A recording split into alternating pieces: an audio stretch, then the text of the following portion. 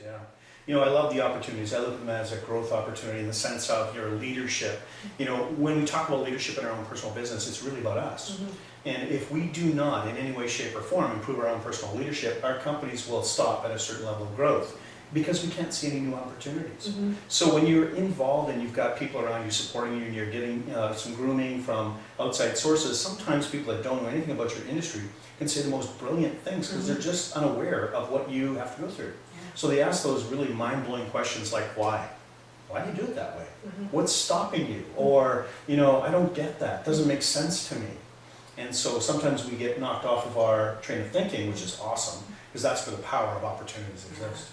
And that's without the open mind, without the ability to say, you know what, this isn't just it. There's all kinds of things out there. And it doesn't mean that you have to take every opportunity that comes along, but it allows you to recognize that the opportunities are happening. And what I find is I see opportunity everywhere now. I mean, there's just so much ability to be able to, it's not even about making money, it might be about personal growth, it might be about partnership or relationships or whatnot, but there's a lot of opportunity out there. And I share that with a lot of people. When I see the opportunities, they may not be for me, but I think of someone who has mentioned along the way, well, gee, I was really hoping to be able to do this, and I'll make that connection for them because I recognize that there's opportunities for everyone out there. But it's only because my mind is open to the fact that there's so much more available to me and so much more I can do. And it doesn't mean that I have to work harder at it. It's just the way you view it. Exactly. Usually the opportunities are there all along and you haven't been able to see them because you've had your blinders on and you've kind of been going like this. When they come down, all of a sudden it's like, wow, that's new, that's exciting. And I now see it. So it's really kind of an amazing thing because it's been there all along waiting for you to snap out of it. So it's wonderful. Yeah, so now we're going to talk about the different types of support that you can have in your business. And we've mentioned a few of them as we're going along. And I think we're going to talk a little bit about the spouse syndrome and friends and family and what that means. Yeah, all of the ones that are closest to us. Let's talk about that one because that's where people are going to go to first. So what do you know about that when people start to go to the family and the friends? What's the places where they win and where they lose? Yeah, well, the places where they win is that if they have a supportive family and friends, that it's our heart. We're already connected to these people, and if they're supportive, then we feel really great about what we're doing. It makes it much easier for us to move forward quickly. So having a supportive friend and family is a really quick way to start the process of the support. And what do you know about not being supportive? Yeah, well, I do a little bit of work with that. So occasionally what happens is family and friends, they don't get what you're doing. And if you're doing something that's counter to the culture in your family, you're going to get some resistance. So it's not uncommon for families and friends to actually say, oh, why would you do that? Just go get a job. It's a lot easier. Why would you risk it? Boy, because they're uncomfortable. You know, they're not seeing themselves doing it. It's making them uncomfortable. And so they mean well, and they do care, but they're really just not helping you move forward. So that's some of the disadvantage. The other disadvantage that shows up in my mind is that when people are actually going to a family and friend member, the one thing they don't do is they don't actually really architect how that relationship's got to work differently than normal. And that creates a lot of problem. So you really need to set boundaries around how you're going to communicate with your family, or how they can communicate with you about what it is that they want to give you as support for your company. Some people are not good support in being able to help you with defining your company or what has to go into it, or how you know, just the operations or the marketing or something like that. They just don't have the background in business, and that's okay. I mean, support comes in all different aspects. If they do, then you really want to set boundaries because you want them to know that this is what's going to go in place. These are the styles we have in place. This is our branding that we have in place. Please, if you're going to give us any kind of feedback, make sure it fits within you know, these boundaries. It takes a lot more work to make it work better, right? It can be a huge emotional payoff, or it can be the opposite as well. So you get a lot of swing there. And even if you have very, very supportive family and friends, there's always times when a word can be spoken because you're going to be around them a lot. And because you're in a personal relationship, a close relationship, words can be spoken that are going to be hard to take. So you need to also harden yourself a little bit to not take everything that they say to heart.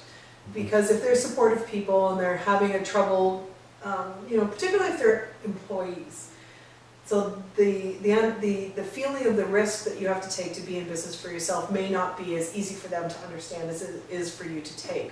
Yes. So you need to understand that at some points they may be scared about the chances and the opportunities that you're taking, the risks that you're taking, and they don't know how to handle that. Exactly. And if the words are spoken, just take it with a grain of salt and then bring it up to them at another time when they're not emotional and you're not emotional about it, and get it out in the open. Make sure that you have that clear understanding of what it is that they're able to do for you and what you're able to do for them. Make them feel better about how you're taking your risks. Mhm.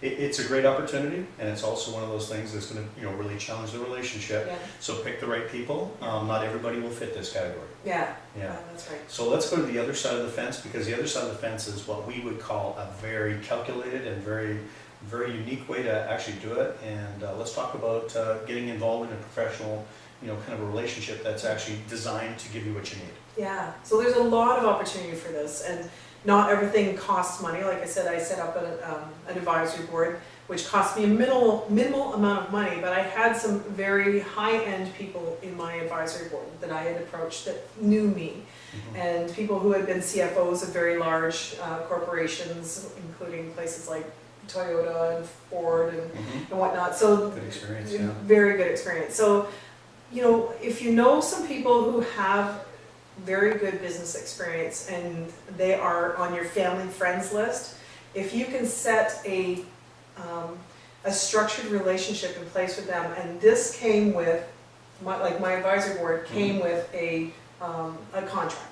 So they all signed a contract, and it was, I think, 3 or 4 pages, and we set our times, and we committed to doing a certain amount of things, and they were committed for 2 years. And so the relationship, even though outside of this room we were family and friends, inside this room it was a whole different thing. So it really was, and nothing was taken to heart, because this was a business relationship, and you have to recognize that. So Exactly. that was just one of the types. So tell us some other types. Well, you can get into a coaching arrangement where you've got somebody that actually has some separate skills, some very unique skills that they can bring to the table.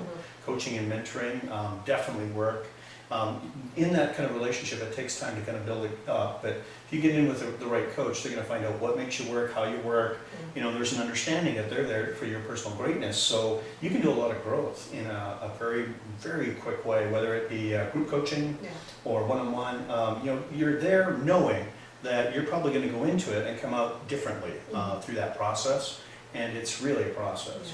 It's I exceptional. find, and you're a coach as well, and I find when I have clients come in, particularly some who have never been in coaching before, and they're not really sure what the relationship's going to be like or what they're going to get out of it, and they finish that first coaching session, and it just kind of opens their mind into all the different things that they could be doing, because they weren't capable of getting past this first stumbling block, and I had someone come off afterwards and go, "You just wouldn't let it go. You just kept asking me the same question." Yes. And I couldn't figure out why until I answered it, and then it just all made sense, and now I know how to move forward. I know what it is that I was missing, but it wasn't that you don't know about it, it's just that you're not looking at it with the same perspective as someone who's outside who can look at it. So coaching and mentoring or group coaching is a really great way of getting some support. Move forward faster. Yeah, absolutely. So another one that you're really an expert at is mastermind. Yes, So the mastermind group, kind of little like coaching, that there is, it should be facilitated, but you could have one that's unfacilitated. And I did do a blog on that, so check out my blogs if you want to find out how to set up your own mastermind group, it's on there. But a facilitated mastermind group has someone who has the ability to keep everyone in check and make sure that they're on task and whatnot. Right. But it's the group itself that brings the jewels to the conversation. There's so much you can learn from other people who have different experiences in life, and they bring such a different perspective on how you can do things. And every time I go, I've been in my own mastermind group for 5 years. I'm in a paid mastermind group that takes me out of the country to go to. And for that kind of support, when I ask a question, and there's been a few times I've asked the question knowing what the answer is, because I know it all, right? We all do at some point in our lives. We think we know it all. And you ask the question thinking, I just have nothing else to ask today, but this is interesting. And the feedback I get is always different than what I expect, and it always has some value for me to do something different to make it move quicker. So, yeah, it's awesome. It is an awesome way, Yeah, I've gone into Mastermind with a block, Mhm. and all I could identify it was as a block, Mhm. and walked out in a few minutes, literally, with phenomenal ideas. And once you get started with, breaking through the wall, somebody just, giving well, why don't you do that, or why don't you do this, and you bring it in and it goes click, and it's like somebody took the blinders off, and you've got opportunity then. Yeah, it's a great opportunity. Yeah, and if you're already, if you're not telling yourself the lies that we talked about before, then those opportunities will, there'll be all kinds of them, and that one block will open up that door, and you'll be going, oh, look at this, I've got so much more I can do in my business, so many other places I could be making money. Mm-hmm. And a lot of us think, oh, we only have this one way of making money because this is what we're good at. But once we get, those blinders off again, then those opportunities open up. It's like, wow, I have lots of opportunities. There's lots of different products I can put out. There's lots of things I can be doing. Right. There's lots of ways I can reach out to my clients in different industries and different aspects that are sometimes outside of what the average person or average company would do. So. Excellent stuff. So those would be some of the main areas that you could actually, get some mastermind or get some, support. And the key here is about getting the support. So it's not about, which one you choose. It's about knowing that you need it, knowing that you're going to benefit from it. And as a business owner, considering it part of your business day to actually do it every day and work on it. So you're working on the business and not just doing all the technical stuff inside of it. So those, the third type of support, and we didn't talk about this, so I'm going to surprise you with it. Good. But this is really, a lot of us are in business for ourselves and we work alone. So it is outsourcing some of the things that you have to get done.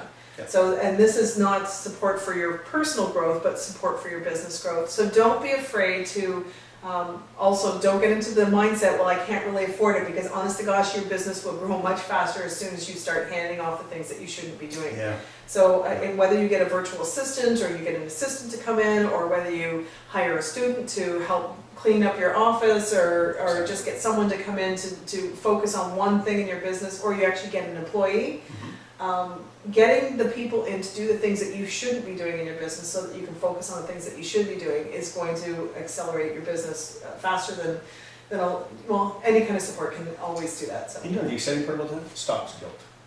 I had a client that actually just went through this whole cycle. We were trying to get something done, gets on the phone, he goes, I don't really want to talk today because I didn't get done what and I don't know why.